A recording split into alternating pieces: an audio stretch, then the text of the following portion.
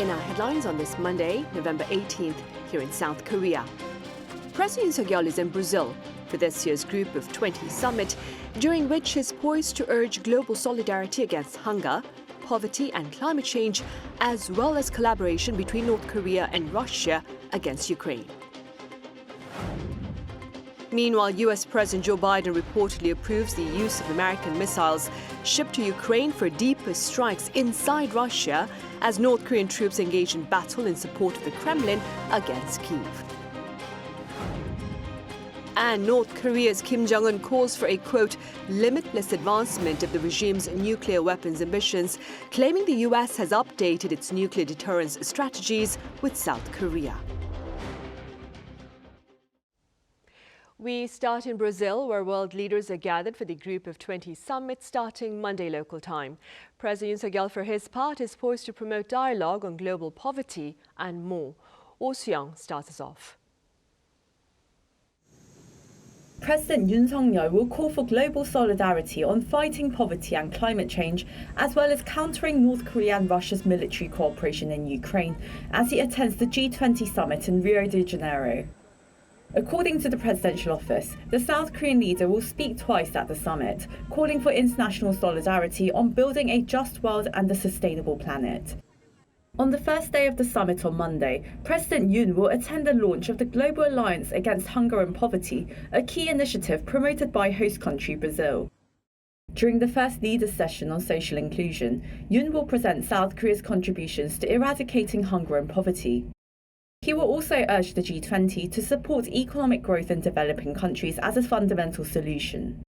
But the biggest risk is inequality, is poverty. Poverty is spreading, and this is what is, or poverty is spreading. Maybe poverty is started to recede a number of years ago, but then since COVID, it started to increase again.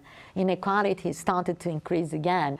We have more than 733 million people still living in deep hunger in the world. Of this, 150 million are children. It would be the second biggest country among developing countries. And the second priority is, of course, fighting the climate emergency, climate change. On the second day, Yoon will further set out ways to foster global cooperation to mitigate climate change and transition to clean energy, emphasizing Seoul's green official development assistance. During the 2023 G20 Summit, Korea pledged to contribute $300 million to supporting those most affected by climate change. Launched in response to the 2008 global financial crisis, the G20 has evolved into a platform to address extensive global issues, including climate change, trade, development, and digitalization. This will be President Yoon's third G20 summit, following his attendance in Bali in 2022 and New Delhi last year. During his time at the G20, Yoon is expected to have bilateral meetings with the leaders of Indonesia, Mexico, and South Africa, and attend the MICTA leaders meeting for the third consecutive year. MICTA is a network of middle power countries comprising South Korea, Mexico, Indonesia, Turkey, and Australia. Yoon's office says the president will also use the multilateral platform to call for stronger solidarity on responding to Russia and North Korea's military cooperation and aim to build consensus on resolving global challenges. Oh Soo-young, Arirang News, Rio de Janeiro. Speaking of global challenges, prior to his departure from Peru, President Yoon sought to redirect global discourse onto North Korea's growing defiance during separate engagements on the sidelines of the APEC Summit with the leaders of the U.S., Japan and China. Our top office correspondent Kim Do-yeon reports. APEC was an opportunity for President Yoon Suk-yeol to meet with key leaders who play crucial roles in dealing with North Korea amid the regime's deployment of military support to Russia. President Yoon met with Japanese Prime Minister Shigeru Ishiba on Saturday local time on the sidelines for the second bilateral summit between them in around a month. 총리님과 첫 회담 이후 러북한 군사 협력이 북한군 파병으로 이어지는 등 영내 및 세계 정세가 급박하게 돌아가고 있습니다. Given the increasingly severe security environment surrounding us, including recent developments with North Korea, it is a critical task to continuously strengthen cooperation between Japan and South Korea. The two leaders also discussed plans for next year, as it will be the 60th anniversary of normalizing diplomatic relations. Yoon and Ishiba also met U.S. President Joe Biden during the summit based on an agreement to hold trilateral talks on an annual basis made during the Camp David Summit 15 months ago. 최근 북한군의 러시아 파병에서 볼 수 있듯이 엄중한 영내외 안보 환경은 한미일 삼국 협력의 중요성을 다시 한번 일깨워주고 있습니다. 바이든 대통령님 주도로 열린 지난해 캠프 데이비드 정상회의 이후 한미일 협력은 날로 견고해지고 있습니다. The three nations also adopted a joint statement following the summit and announced the creation of the Trilateral Secretariat to institutionalize the overseeing of the trilateral cooperation following the Camp David Summit. This is likely to be my last trilateral meeting with this important group, and I'm proud to have helped take one of the parts of building this partnership. And I think it's built to last. That's my hope and expectation. Earlier on Friday, President Yoon also met with Chinese President Xi Jinping, which was a reunion after a year, and held a sideline summit. President Yoon, seeking China's support in pressuring North Korea, called for close cooperation between the two nations. 특히 북한의 연이은 도발과 우크라이나 전쟁, 러북 군사 협력에 대응해 한중 양국이 영내 안정과 평화를 도모하는 데 협력해 나가기를 바랍니다. As always, President Xi stayed reserved and re-emphasized his stance that although global circumstances are changing, the two nations should commit to the original spirit of their ties, not directly addressing issues with North Korea. Regardless of how the situation evolves, South Korea and China should remain committed to the original spirit of the diplomatic ties, uphold the path of good neighbourly friendship, and adhere to the goal of mutual benefit and shared prosperity. By leveraging their geographical proximity, cultural affinities, and deeply integrated economies, both nations can maximise their strengths and foster closer cooperation. The two leaders also discussed economic cooperation, such as renegotiating the FTA as next year becomes the 10th anniversary since its activation, and additional fields, such as the service sector, could be included. Kim Do-yeon, Arirang News. Meanwhile, U.S. President Joe Biden has reportedly granted the green light for Ukraine to launch long-range American missiles into Russian territory. Our An Sung-jin has details. U.S. officials revealed Sunday that President Joe Biden has for the first time authorized the use of U.S. long-range weapons for Ukraine to use to strike deep inside Russia. According to the New York Times, the U.S. Applied Army Tactical Missile Systems, or ATACMS, could be used against Russian and North Korean troops deployed against Ukraine forces in Russia's Kursk region. ATACMS, which have a range of 300 kilometers, are not expected to change the course of the war, but instead send a clear message to North Korea that it should no longer send its troops to Russia. While there was no public comment from the White House, Ukrainian President Volodymyr Zelensky seemed to acknowledge the reports. Today, there's a lot of talk in the media about us receiving permission for respective actions, but strikes are not carried out with words. Such things are not announced. Missiles will speak for themselves. They certainly will. Glory to Ukraine. Ukraine had repeatedly asked for the use of U.S. long-range weapons to target military facilities in Russia. However, the U.S. had banned Ukraine from using such weapons against mainland Russia over fears that it may escalate the conflict further. The move comes just 2 months before Donald Trump is sworn in as the next U.S. president. Trump has been critical of the provision of additional support for Ukraine, and according to the New York Times, the new administration may try to end the war under the condition that Russia keeps Ukrainian territory, which it has already taken over.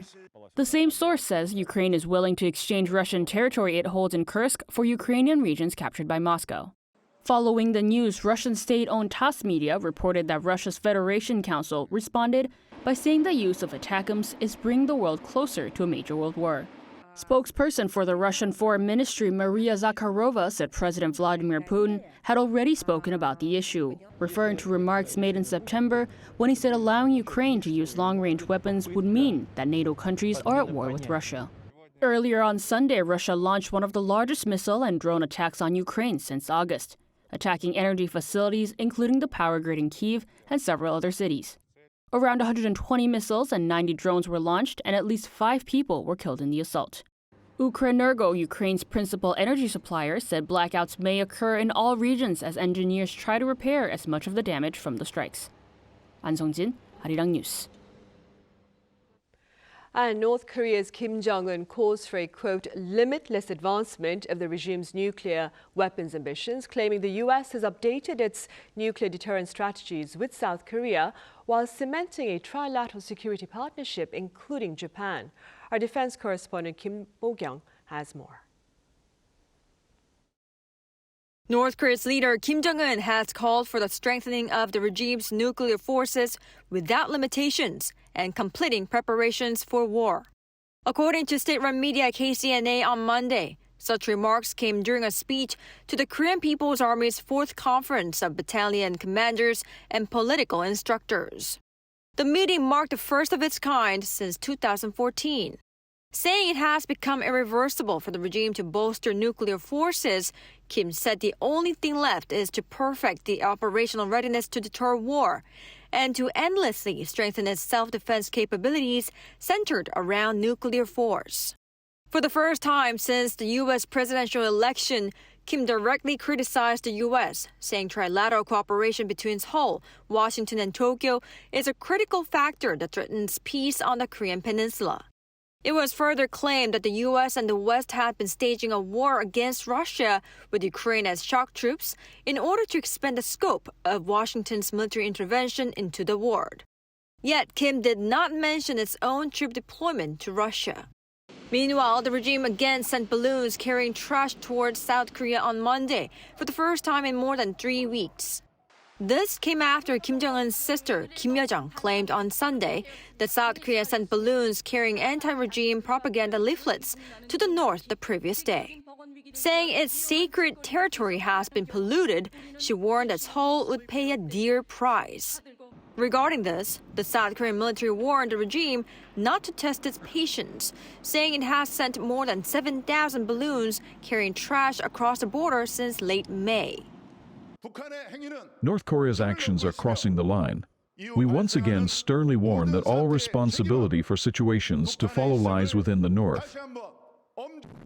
Apart from the trash balloon campaign, the regime has been jamming the GPS signals across the border with South Korea up until Sunday for the 10th consecutive day. According to the South military, it appears to be a military exercise to respond to the possible appearance of drones. Kim Bo-kyung, Arirang News. Over in the Middle East, Israel scaled up its strikes against targets in Lebanon this past weekend and reportedly eliminated the chief spokesperson of the militant group Hezbollah. Our Lee Seung-jae has the latest. The Israeli military continues its military operations against Lebanon with massive airstrikes on Saturday against some 200 different targets. Despite dozens of civilians being killed, Israel says it targeted Hezbollah infrastructure, including a weapons depot and a command center. It also released videos and photos of what it said were hidden Hezbollah weapons storage facilities in civilian areas. The Israeli military added that Hezbollah fired around 65 missiles towards Israel. The clashes between the two sides took place as the U.S. ambassador to Lebanon drafted a proposal to halt the Israel-Hezbollah clash. The 13-point proposal includes a 60-day ceasefire. However, Israel has not responded to the offer. Meanwhile, an Israeli airstrike in central Beirut killed Hezbollah's chief spokesperson on Sunday. According to a Hezbollah official, Mohammed Afif, who headed media relations for the militant group, was killed during an airstrike on the Arab Socialist Ba'ath Party's office. More than 3,400 people have been killed in Lebanon since Israel began its military operations outside of Gaza. However, it's not known how many of the dead are Hezbollah militants. Lee Seung-jae, Arirang News.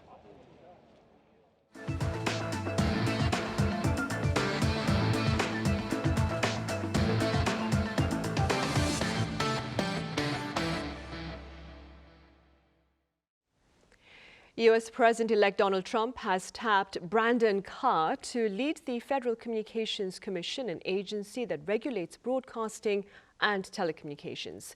The FCC is an independent body overseen by Congress, but Mr. Trump has made it clear that he wants to bring the agency under tighter White House control. Carr is currently the top Republican in the FCC, and he is reportedly a supporter of tech billionaire Elon Musk and his efforts to earn subsidiaries for his broadband internet service. He is also a tech critic who claimed last week that Google, Facebook, Apple and Microsoft had taken steps to censor Americans.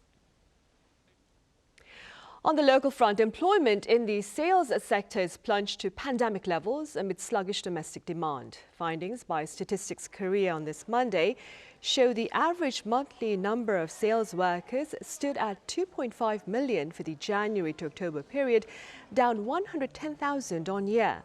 Now, this is the third largest on-year decline for the first 10 months of the year, following the drops recorded back in the years 2020 and 2021 during the COVID-19 pandemic. The agency links the fall to lackluster consumption as retail sales retreated on year for the 10th straight quarter during the third quarter of this year. And railway workers in the Greater Seoul area have launched a labour slowdown starting Monday morning, causing delays in subway operations. The workers' union is also scheduled to hold a press conference on Thursday if its demands are not met. The demands include a pay rise and an increase in recruitment to better address labour shortage. The union has threatened an all-out strike early next month. Meanwhile, for commuters, the subway and train operation status is available on the Korail Subway Talk mobile application or Korail's official website.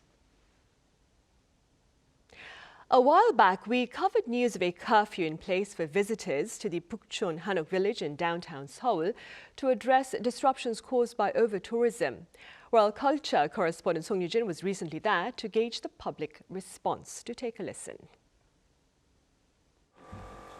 Swarms of visitors are now a common sight in Seoul's Bukchon Hanuk Village. Tourists flock here to see the centuries-old Hanuk houses up close. While this historic village delights tourists, life for residents is far less pleasant. The noise, especially from rolling suitcases, disrupts our mornings and nights, especially since Hanuk houses aren't well soundproofed. There's also the problem of littering, and shockingly, some visitors have even relieved themselves near our homes. Others have walked into our house, uninvited, and taken photos inside. These issues, known as overtourism, have taken a toll, causing the village's population to drop by 27.6% over the past decade. To address this, the government in July this year designated Bukchon as Korea's first special management area under the Tourism Promotion Act. Since 2018, we've set specific visiting hours for the village, and local residents have worked hard to enforce them. But without legal backing, they were often ignored. Now, with a legal framework in place, we can impose fines for violations. The village is now divided into 3 color-coded zones based on overcrowdedness, with the strictest regulations in the red zone. So it's past 5 p.m. and I'm here in the red zone of the Bukchon Hanuk Village, where visitors aren't allowed to enter between 5 p.m. and 10 a.m. Now, this area has been one of the most congested spots in the village because visitors come here to take photos in front of traditional Hanuk houses. At 5 p.m., monitoring personnel take to the streets, guiding visitors out of restricted areas. The curfew applies to those simply sightseeing, with exceptions made for those visiting stores, museums, or staying in Hanuk accommodation within the zone. Residents say they're already feeling a change. We're thrilled as we can finally have peaceful mornings and evenings. Tourists we spoke to understood the policy's purpose, but suggested clear guidance. People need supper time till and have time to sleep and rest. So yeah, I think it makes sense if there are hundreds of people around here, they couldn't rest. So yeah. I think we could have done it if we Googled it a bit more. But I mean, like there could be a sign like further outside, so we wouldn't have like walked already into the street. However, not everyone is on board. Some local business owners worry about the impact on their livelihoods. The district office needs to communicate more with local business owners. Instead of strict daily restrictions, a more flexible approach, like limiting visitors during specific periods, might work better. As overtourism becomes a growing issue worldwide, Bukchon Hanuk Village's strategy offers a way to balance visitor experience with residents' quality of life. 송유진, Arirang News.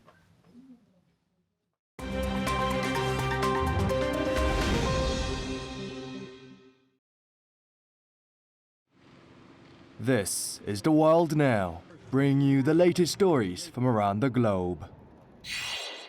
The heads of state of the world's largest economies are in Rio for the two-day G20 Summit starting today, where dialogue on global issues such as climate change, digital economy, and growing geopolitical tensions is expected. The group of 20 comprise of 19 member countries and 2 regional bodies, the African Union and the European Union, account for some 85% of the global economy, and the Leaders' Conference in Rio will attempt to determine the direction of policies to shape the world economy through cooperation.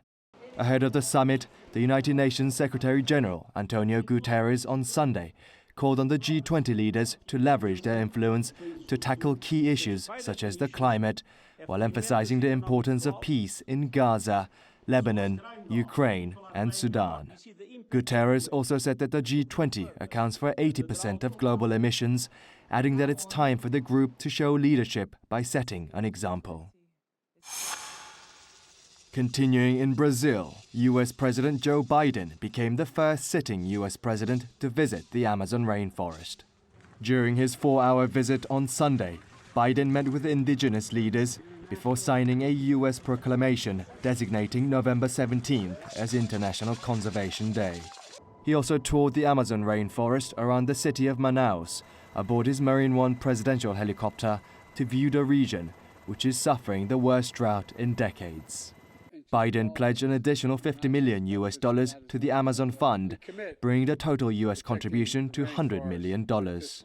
His tour comes ahead of the G20 Summit in Rio de Janeiro, where climate change is one of the priority issues. In China's Jiangsu province, a stabbing rampage at a vocational college on Saturday has left 8 people dead and 17 others injured. A 21-year-old suspect was arrested at the scene. Now police say he confessed to the crime without hesitation. Authorities say the former student at the Wuxi Vocational College of Arts and Technology in Yixing, where the incident took place, carried out the attack out of anger from failing to obtain his diploma due to poor exam results. Now the attack comes less than a week after a driver in Zhuhai killed 35 people and severely injured another 43 with his car at a crowded sports center. The 73rd Miss Universe contest was held in Mexico City on Saturday, where Victoria Kjær of Denmark took home the crown. It is the first time in the contest's history that a Danish contestant won the beauty pageant, while Miss Nigeria claimed runner-up and Miss Mexico came third. Now 21-year-old Telvig, who works in diamond sales, has said that she is an advocate of animal protection. She excelled over more than 120 rivals, with several countries including Iran, Moldova, and the United Arab Emirates participating for the first time. Kim Xiang, Arirang News.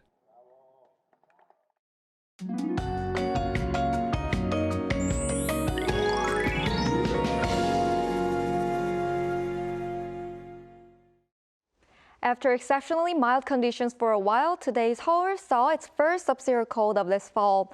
Cold air from the northwest plunged temperatures by more than 10 degrees from yesterday morning overnight. For tomorrow, readings will plummet to single figures even during the daytime, with highs only topping out at 7 degrees in Seoul. Make sure to bundle up extra warm to avoid catching a cold. With the arrival of the Arctic cold, cold wave warnings were issued this morning, but have since been removed. Instead, a strong wind warning is in place on the west coast, the coastal areas of Jeollanam-do province and Jeju Island.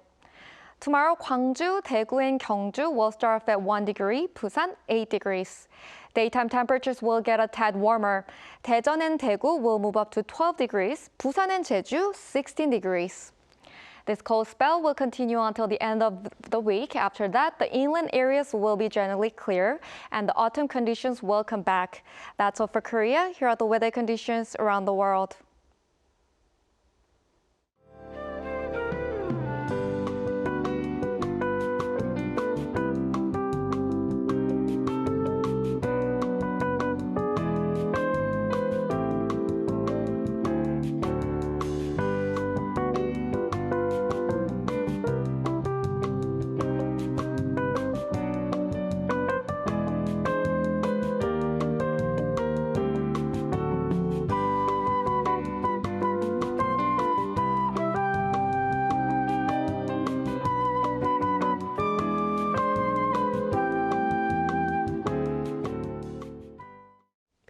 Those are the headlines at this hour here in South Korea. Coming up right after this break is our daily panel session.